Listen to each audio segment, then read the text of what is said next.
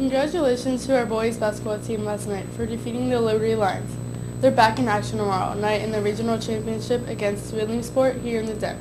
Tip-off is at 7. Good morning, Oakdale. My name is Nicole. And I'm Camilla. Let's stand for the pledge. I pledge allegiance to the flag of the United States of America and to the republic for which it stands, one nation, under God, indivisible, with liberty and justice for all. Our girls take on Winners Mill tonight to advance to regional championship. The game starts at 6 in the Den. Come out and support the girls. This is the last week for students to register for the Frederick County Science Fair. Interested students should see Mrs. Morgenthaler in B114 as soon as possible. The NHS will be hosting a blood drive at Oakdale on Friday, March 23rd. Please consider signing up to donate blood if you are 16 or older. See Ms. Patrick in A200 to pick up a parental consent form or pick up a form at lunch next Tuesday or Wednesday from the table in the cafeteria. All students must turn in a parental consent form to Ms. Patrick to make an appointment. Congrats to our Oakdale equestrian team. Out of 42 schools, JV got second place for the season and varsity got third. Way to go, ladies. That's all for today, Oakdale, but stay on as we have an important announcements from Ms. Clayball on school safety. And remember to be respectful and bear responsibility. Good morning, Oakdale High School. It's Ms. Clayball again, and I'm back today to talk about the different drills that we do throughout the year, and also if these drills become no longer drills and they're actually safety procedures that we need you to follow in the moment, some tips for you to take them seriously and understand what's going on. The first drill that we do and we practice a lot is our regular fire drill. Now in the past we have announced those drills to teachers, so a lot of times they know when they're happening, they can prepare you. In the future, because we've practiced them for several times, we will not be announcing those drills to students or teachers. So the next time a fire alarm sounds, you may not know if it's the real thing or if it's just a drill. So in talking to students about the drills, one student asked me, well, what do I do if I'm in the bathroom and the fire alarm goes? Well, if it's a regular fire alarm and there's no other special announcement, what you need to do is just finish up in the bathroom, head outside like you normally would, and go find your teacher for that block. None of the procedures change. You just happen to be in the bathroom or you're randomly in the hall, exit the building, go find your classroom. Probably something you should do today as you go through your schedule, especially since it's a new semester. Ask each of your teachers where you meet in case of a fire drill, so you know exactly what location to go to regardless of what block the drill happens.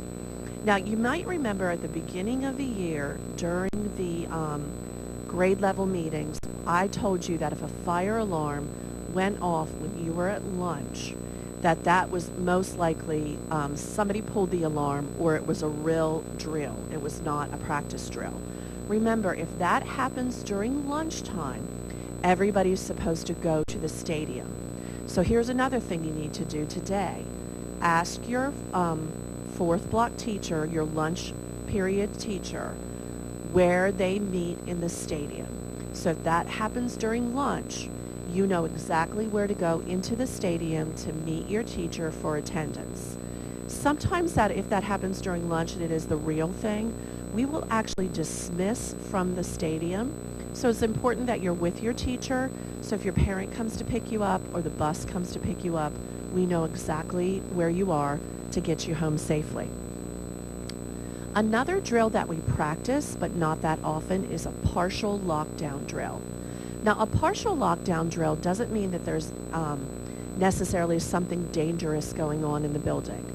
A partial lockdown is something that we call if there's something dangerous outside of the building. Now, in some schools where I've been, that could be because there was a bank robbery in the neighborhood, and we didn't know where the suspects were. So the police call us, and we put the school in partial lockdown, so we don't let anybody in, and we don't let kids out of the building without an escort. We also have partial lockdowns if there's a weather-related incident that we're not quite sure of, or if there's somebody hurt in the building and we need to call the ambulance, and we can't have kids and teachers in the hall because that would get in the way of rescue personnel that are helping somebody that's sick or maybe had an accident. So in partial lockdown, what we require of students is that you stay in your classroom. If you need to go to the bathroom or the health room, or your parents came to pick you up, we will escort you to wherever you need to go or bring you down to the front office. We will also escort you to your car if you're a student driver, but no student should be in the hallway and no staff member should be in the hallway unless they're helping with the situation. Teachers just continue to teach. Bells may or may not ring. We'll give you directions on those. And essentially you're in your classroom going about what you would normally do, and you can feel pretty safe in a partial lockdown. Everything's under control. We just need the halls to be clear. The second drill that we have practiced in the past is a full lockdown. Now, a full lockdown is a little bit more dangerous. That could be a severe weather issue. Like one time I was at a school and we put everybody in a full lockdown at the end of the day because there was a tornado coming. What we did is once students were in full lockdown, we moved them to the central part of the building. In a full lockdown, teaching stops, lights go off, cell phone goes away, doors are covered because we want students and teachers 100% paying attention to the next direction. So in that case of the tornado, we gave teachers and students directions to move to the safe area for a tornado. Sometimes in a full lockdown, there is a dangerous situation outside of the building that's not weather related, and sometimes there's a dangerous situation in the building. Again, lights off, doors covered, no cell phones, listen for directions. We will give those directions over the loudspeaker and let you know what's going on. The important thing during a full lockdown is if somebody comes to your door and knocks on the door, you never answer the door. If I need to get into your room, or the police need to get into your room, or someone else needs to get into that classroom, they will have keys. Never unlock the door. You don't know who it is. The scariest thing about a full lockdown is it could be because we have an intruder in the building, and that intruder may have a weapon. In the past, what law enforcement has told students and teachers to do was to remain in that room and be as quiet as possible so that the person with the gun couldn't hear you in the room. That's a little bit unrealistic. And if you do hear something scary, like gunshots, remember that the plan now is avoid, defend, and deny. If you hear something nearby and it's really scary to you, remember, you can block the door. Use any sort of furniture that you have. Your teachers have had training in this, so they will be listening for the same things you are. It is okay to block the door and to never allow anybody into that room.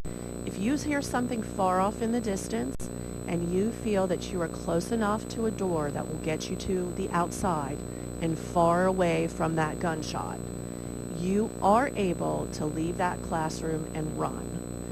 You guys have cell phones. Whenever you stop running, wherever you get to where you feel there's a safe location and you no longer hear those gunshots, text your family, text your friends, call 911. Remember, you're responsible for your safety, and it's okay to not stay in a situation that you feel is really dangerous. And I know that's really scary to think about, but in the past where they've had shootings and they've had emergency events, a lot of times students have said, I was really afraid to move. I wanted to make sure I followed the rules even though I heard the danger that was close by. Remember, it is okay to run. Your teachers know that too. They're going to help you, and it's a very small chance that this ever is going to happen. But remember, it really is okay to take care of yourself and to do the best that you can at that time. And again, your teachers have had training in this. We reviewed it last year at the end of the school year.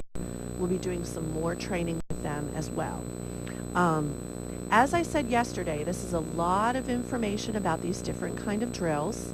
I'm going to follow up with some written material for your teachers about each kind of drill that they can share with you in the classroom. Again, if you have questions, come see me, come see another administrator. Feel free to email me any of your questions, and I can get that information out to your teachers or do another announcement that will give you the information that you need. I thank you so much for listening, and just want to stress again, follow the safety procedures, do the best that you can in the situation, and again, if you have questions, contact me and I'll be glad to answer them for you and share them with everybody in the building. So I hope you have a great day, and again, thanks for listening.